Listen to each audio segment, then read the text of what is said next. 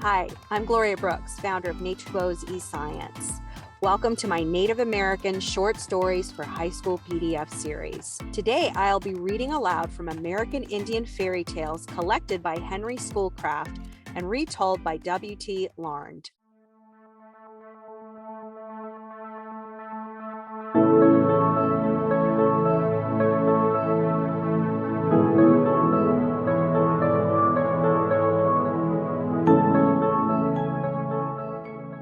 Originally, these stories were translated by ethnologist Henry Schoolcraft in the mid-1800s.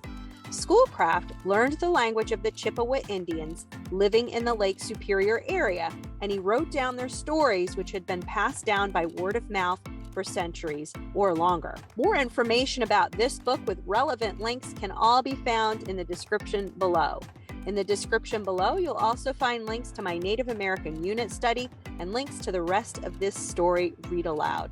Let's begin with Chapter 1, Iagoo, the Storyteller.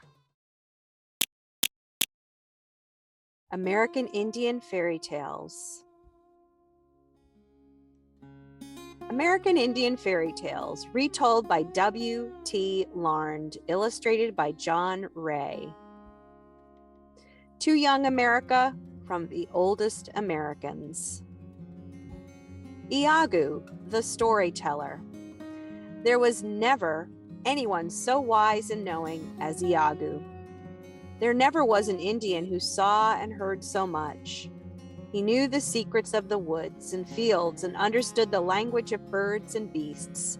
All his life long, he had lived out of doors, wandering far in the forest where the wild deer hide, or skimming the waters of the lake in his birch bark canoe. Besides the things he had learned for himself, Iagoo knew much more.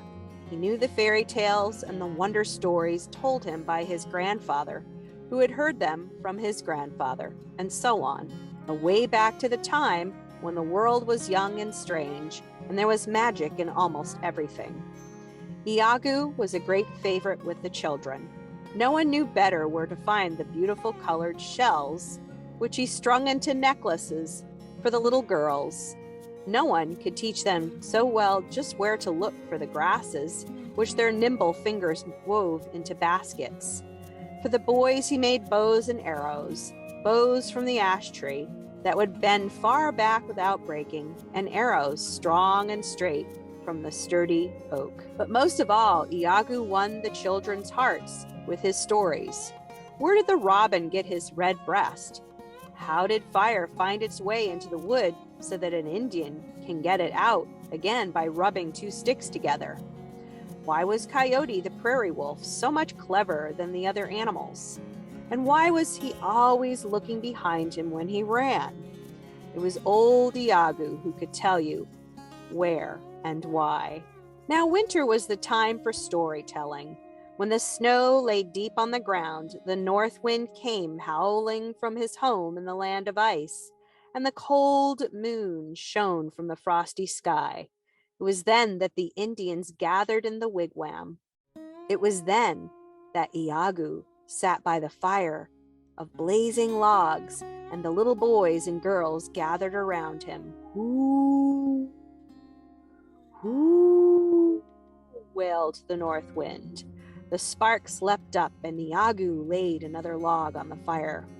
Ooh, ooh. What a mischievous old fellow was this north wind. One could almost see him, his flowing hair, all hung with icicles.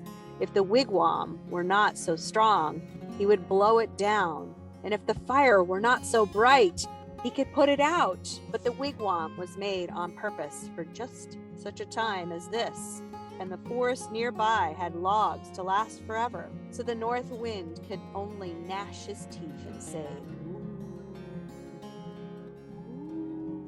one little girl, more timid than the rest, would draw near and put her hand on the old man's arm. "Oh, Iagoo," she said, "just listen. Do you think he can hurt us?" "Have no fear," answered Iagoo. "The north wind can do no harm to anyone who is brave and cheerful. He blusters and makes a lot of noise, but at heart, he is really a big coward. and the fire will soon frighten him away. Suppose I tell you a story about it." And the story Iagoo told, we shall now tell to you. The story of how Xingu fooled the north wind.